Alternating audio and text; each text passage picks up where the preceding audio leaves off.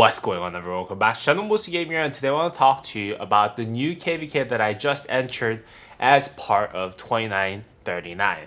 Now, as you might be able to see from this screen right here, we have actually entered this KvK map a couple of days ago. I think we're on day 2 of the KvK map, which is going to actually start day 3 in 3 hours or so at the time of this recording. But then again, I was actually traveling in Canada, which is not too far from where I live. I only have to take plane for 2 hours from where I live to go to Canada. And unfortunately, there was no pre-KvK. That's right, there's no pre-KvK in the new and the latest format of Heroic Anthem. So it actually gets integrated into the part of the entire KvK season. And as you can see, although I'm in the Lost Kingdom map, I have martyrs actually spawn in, and you actually have to clear them for the quest as you do in any other pre-KvK events. Let me see where I can find that martyr event. There you go, yeah. And then we kind of waste less time on the new KvK format, and I'm super excited about the new KvK format just because not only it doesn't let you waste any time like that in the pre-KvK format where you actually spend a lot of time clearing martyrs and martyr camps in your own home kingdom, but also at the same time it does provide you a bunch of different new techniques or new system that would actually help you out. For example, there's this one system that is called one man's trash and then another man's treasure, which allows you to convert your building speedups as well as research speedups into training speedups and healing speedups. And this is going to be lifesaver for those of you who are lacking a lot of training speedups, but then again, or healing speedups, but then again, you still have a lot of building speedups and research speedup. Unfortunately for me, who is actually relatively a young account, and also I kind of regret not saving up a lot of building and research speedups at this point. As you can see, I've exhausted the building speedups for my training and healing speedups for after this event. But then again, yeah, if you're one of those guys that are not saving up on those building and healing, research speedups, maybe it might be a good idea for you to actually reconsider that, because that's gonna actually convert to your most important speedups, which is healing speedups and training speedups for pre-KvK season. But then again, on top of that, it does provide you the new crystal technology that allows you to actually save some crystal if you're a rally and garrison league that only focuses on one type, like myself. So I'm super excited about it. As you can see, I've progressed pretty far down to the KvK tech, crystal tech that is, without actually getting to mountain warfares and anything that the later part of the crystal tech or later part of the KvK season actually allows you to get. I do think that I made a mistake of maxing out all of those, because I was still thinking in my old KvK hat, I was like, hey, should I max all these for me to unlock the call to arms? So that was a big rip right there. But then again, I think I have all the crystal costs and everything unlocked, so I think I should be pretty good. If not, I think in the new upcoming live stream that is about to happen in 4 hours, I am going to open all my legendary chests. So hopefully that will actually expedite my challenge, which is going to actually allow me to get this 200 points from Royal's prerogative, which is what I think a lot of whales actually unlocked this before past 4 opening. And then in this KvK, because I had the luxury of actually saving up enough legendary chest keys, I'll go ahead and do that. And then hopefully I'll be able to get some legendary commander sculptures as well as sovereign keys, so that I can actually repeat the same process for next KvK as well. And also at the same time, I think one other exciting thing about my account personally, outside of the KvK itself, is that I am looking at iconic 5ing my prior to the con, which means that I will have the best cavalry equipment in the game, on par with basically all the other streamers that are maxing their tech and armaments and whatnot. So I'm super excited. I'll be on par in terms of equipment. I still need to work on my armaments, but I'll be on par with basically the greatest of all times of cavalry marches, which is going to be very exciting. And on top of that, one thing I do want to mention is that as you gain points by killing other kingdoms' troops in this map, your Lost Kingdom tier will actually rank up, which will actually allow you to earn extra rewards, as far as what I know, which is going to be very exciting. But then again, as you kind of rank up your Lost Kingdom tier, you'll be able to get yourself a lot better rewards as far as what I was told. And let's just go ahead and jump back into that spreadsheet that we were looking at the beginning of this video to kind of go over what kind of kingdoms are participating in this Lost Kingdom map, as well as some of the interesting things that I was able to notice in this new and the latest Heroic Anthem map. And also at the same time, how our allies look like, how our enemies look like in terms of power, kill point, how the outlook look like for this whole KvK as well. But let's just go ahead and jump right into this, what we're seeing here, right? First thing that I noticed right away though is the fact that there's only 8 kingdoms participating in this Heroic Anthem map, which is very interesting because I think the last KvK that we were in, which is the Kingdom of Britain map, we had I think one camp had like 3 to 4 kingdoms at a time. So although we had like 4 camps total, we had like 12 to like 16 kingdoms participating in one single KvK, whereas we have one A tier kingdom, one B tier kingdom, basically grouped up together and then matched against other A tier kingdom, AC kingdom, and then BC kingdom. So this is more of a fair matchup, I would say, especially because you actually get to choose who you get paired with from yourself. So yeah, very exciting things here and there. And let's just first take a look at our storm camp right here. We're paired with 2648, which is a little low on power. I'm not gonna lie. Our allies are the lowest in terms of power within the entire KvK map. But I think that's because there's not that many people who has reached the City Hall level 25 from their kingdom. In reality, I think they have pretty strong warriors in their kingdoms based on what I've actually seen from their alliances and whatnot. And that's basically reflected on their KP, right? They actually have one of the highest, if not, actually they have the highest KP among all BC kingdom within this map, which is quite crazy. But they do lack, I would say, just farms to kind of fill the flags and all that, so that is kind of unfortunate side from from our allies, our camping. But then again, I'm super excited about their power because they do seem to have really strong warriors. So they're like few head count, very strong punching power by each kind of player is basically what I was gathering from this campmate of ours at 2648.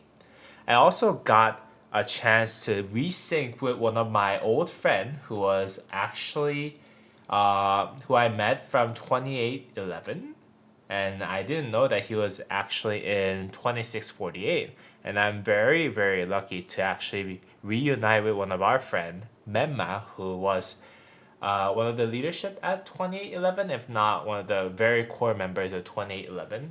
He was running leadership at the time, like leadership troop type at the time, which was kind of ahead of his time, but very interesting person, very fun guy. But then again, yeah, so that's our camp, Storm Camp, which is located on the bottom right corner right here. Now, our allies, which is Earth Camp, has Kingdom 1234, 1770. Now, they actually have about 24 billion kill points overall, power overall. And they have, I think the second strongest strongest in terms of KP kingdom, which is 1770, present in their camp.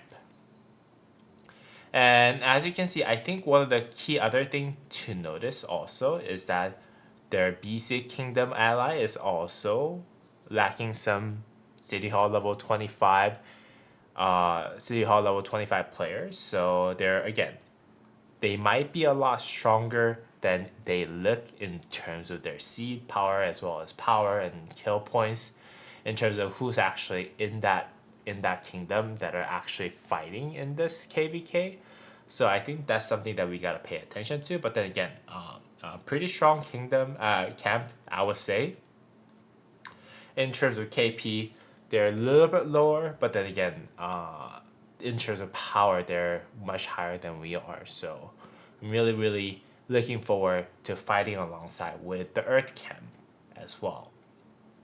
Now, moving on to our opponents, we're fighting against mainly Water Camp because we're actually neighboring them instead of being diagonal to our other enemy camp, which is going to be Fire Camp, which is going to have Kingdom 2314, which is a B-Seed kingdom with about 10 billion power and 156 million kill points.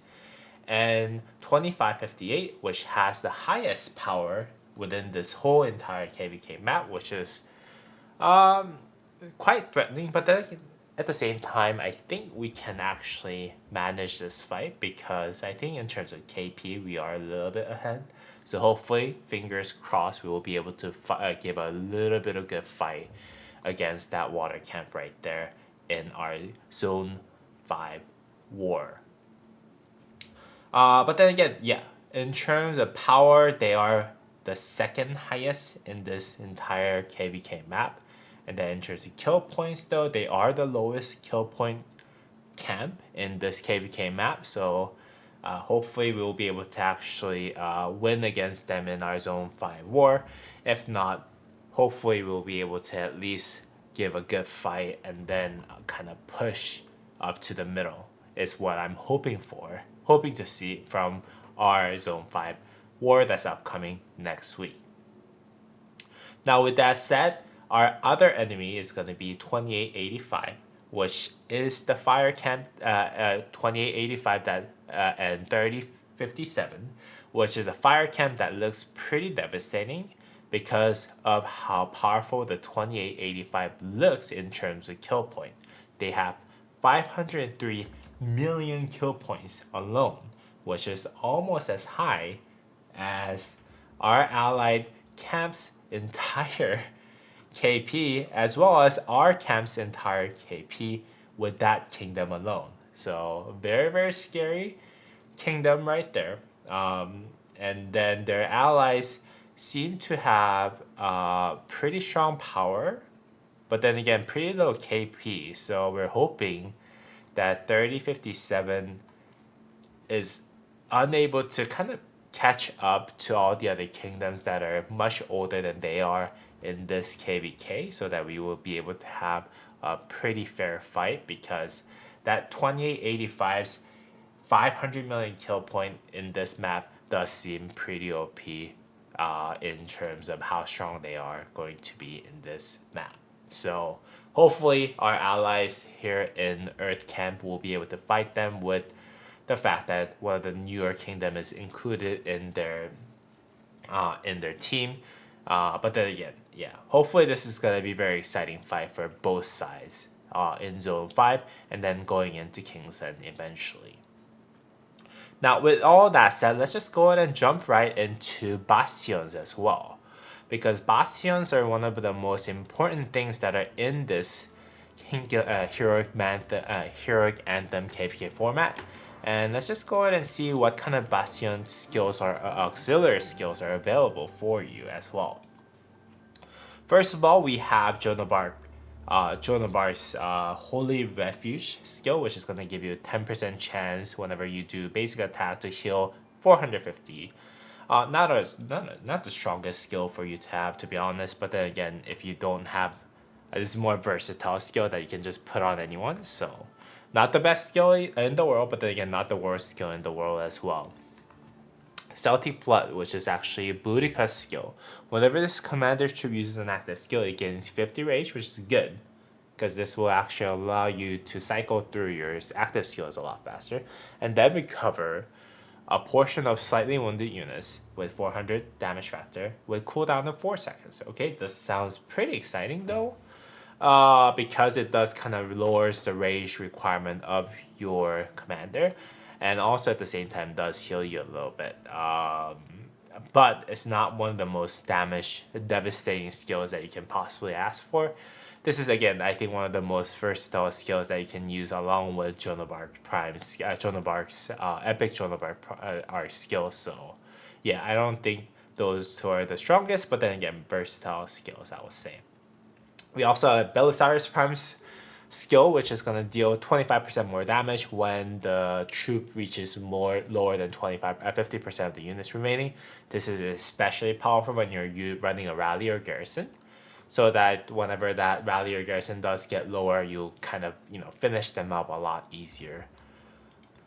We also have Kira's skill, which is going to give you 10% attack and defense for archers, which is exclusive to archers. Not the most versatile skill in the world, but then again, it's just useful at the end of the day, so a lot of people will get this skill, I would imagine.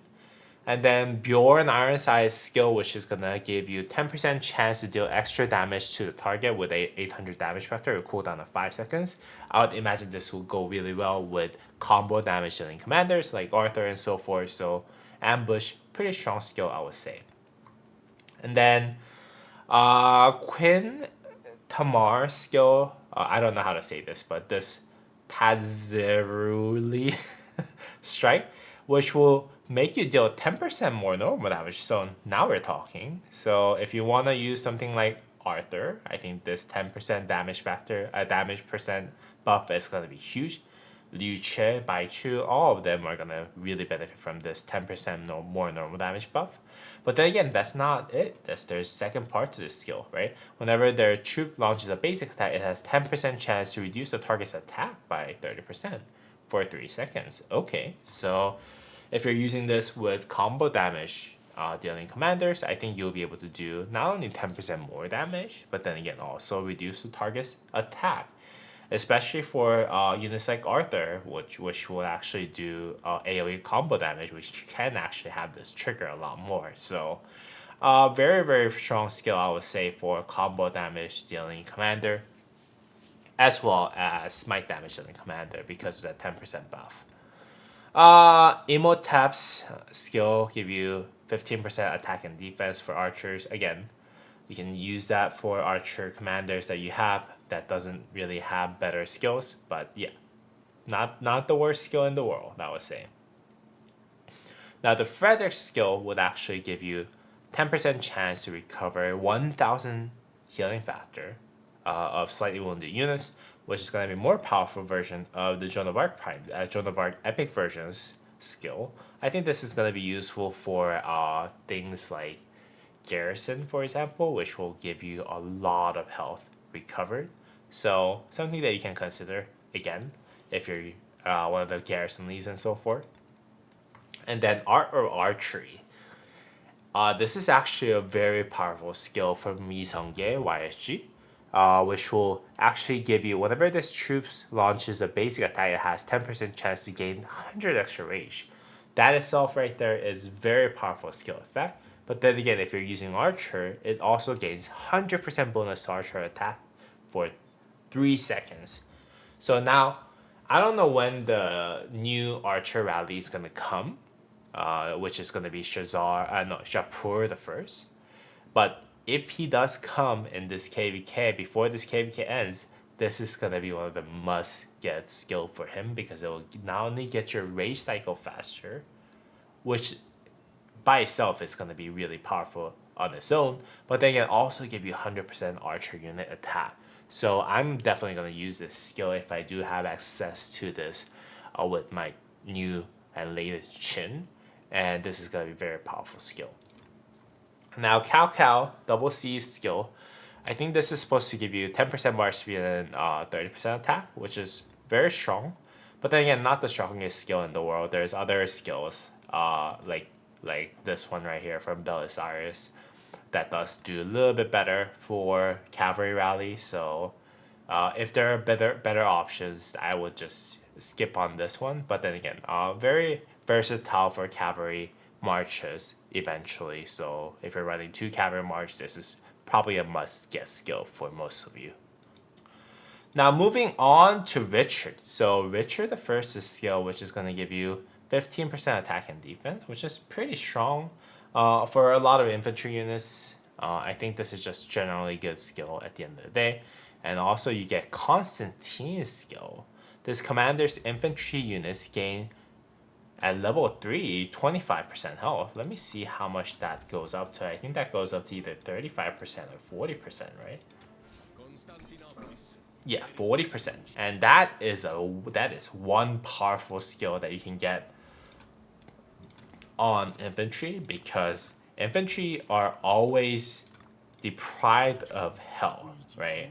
And then if you have 40% extra health as infantry, this is going to be one of the most overpowered skill that you can possibly imagine.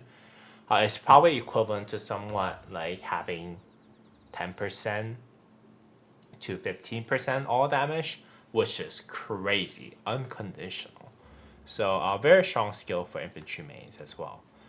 We have Genghis Khan's. If this commander troop only contains cavalry units and has more than 70% units remaining, it deals extra damage. This is not the best skill to have overall. So I'm not going to go over too much of it, but it does go up to, I think, 25%, I believe. Let's see. Let's see if I can find our Genghis Khan. 30%. So if you have more units, you can actually deal up to 30% extra damage. But then again, this is not really useful for rally or garrison, because you're most likely not gonna have this triggered all the way. So yeah, not the strongest skill to have at the end of the day. I think the Genghis Khan's other skill, which gives you rage reduction, is gonna be the stronger skill. But then again, this skill right here is not as useful as the other ones. And Charge of Hastings, William versus probably one of the strongest skill that you can possibly find in this KvK map for cavalry rallies and garrisons, because if this commander's unit, this commander's cavalry units gain 20% attack and then 15% march speed. That itself alone is probably almost as strong as whatever we saw from Cowcow. But while outside of Alliance territory, you also deal 10% more damage. So this right here is a very strong skill if you're rallying and garrisoning. If you're rallying for cavalry, especially people like me who does Attila Subutai rally, and that 10% extra skill, that 10% extra damage is going to obliterate a lot of people who are going to swarm you. It's going to deal just 10% straight up more damage. It's going to be very, very powerful, especially if you pair that up with Bellisarus's active skill, the support skill. That's going to do a lot more damage as you're doing damage to the enemy. Or if you do Bujorn Ironside's skill, which will actually give you extra damage on top of that combo damage right there, it's going to be really, really powerful. Or at the same time, you can also just buff yourself some normal damage and reduce the attack of the enemy with this skill right here. So very exciting options that they have available on this map. And a lot of exciting epic commanders skills too. And as you can see, all the epic commander skills are going to be spread out in your current starting zone. But as you enter kind of zone 5 into the enemy, let's see which bastions are actually worth noting. Okay, so we have Joan of Arc here. We have Tamar, Queen Tamar. But then again, we already have Queen Tamar in our starting zone, so I'm not sure if that's something that we want to grab. Frederick's skill is here. The 1000 damage factor healing is okay, but it's not the best skill in the world, I would say. Maybe it will be usable in the earlier part of the KvK where you rally with Attila Subutai, and then you do a lot of combo damage and then heal yourself on top of it.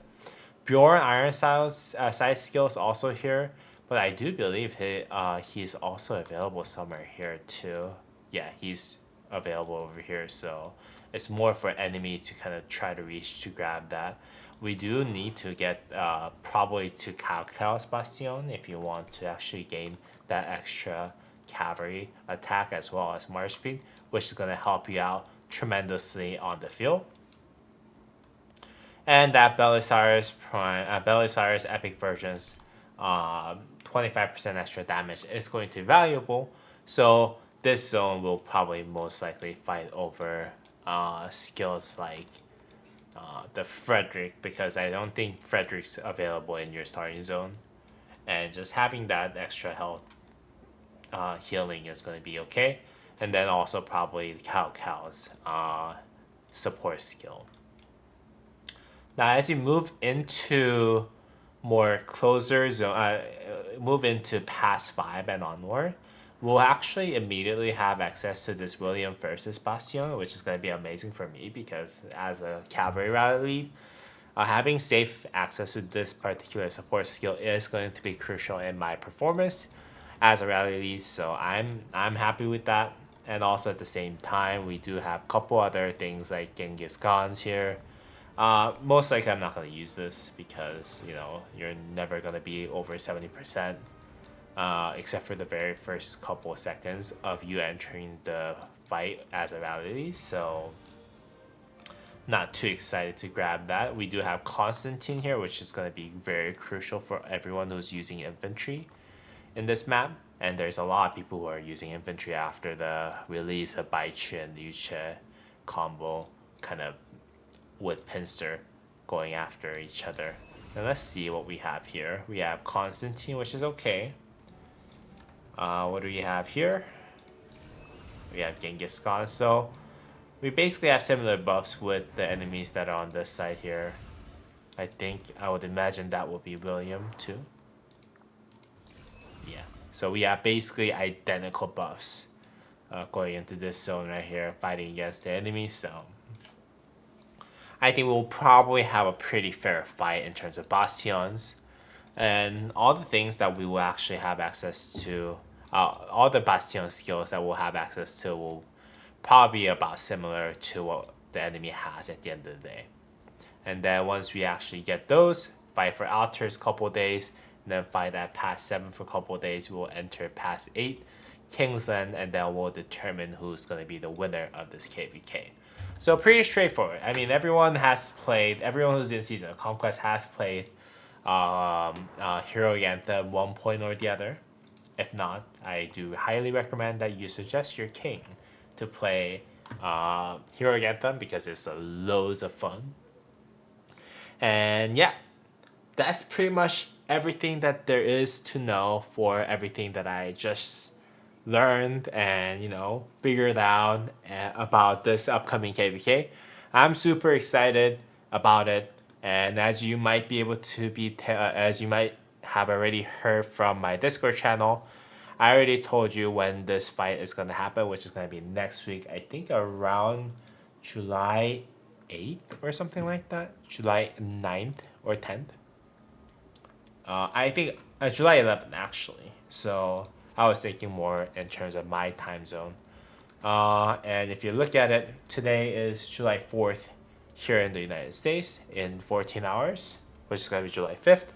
We're going to basically get done with this one, and then 2 more days, 3 more days, 4 more days. So 5 more days. 5 more days and a half. Yeah, it's going to be more like July 10th here in the United States, July 11th for the UTC timing when the Pass 4 opens. So please stay tuned for my upcoming exciting fights for KvK. I'm super excited about it. If you guys are, please go ahead and drop a thumbs up and subscribe to the channel. And if you're part of any of the kingdoms that I mentioned here in this particular video, feel free to drop a thumbs up and we can talk about it. I mean, even if you're enemies, hey, it's gonna be a lot of fun. So I hope you guys have a great rest of your day, and as always, I'll see you all in the next video. Alright, peace!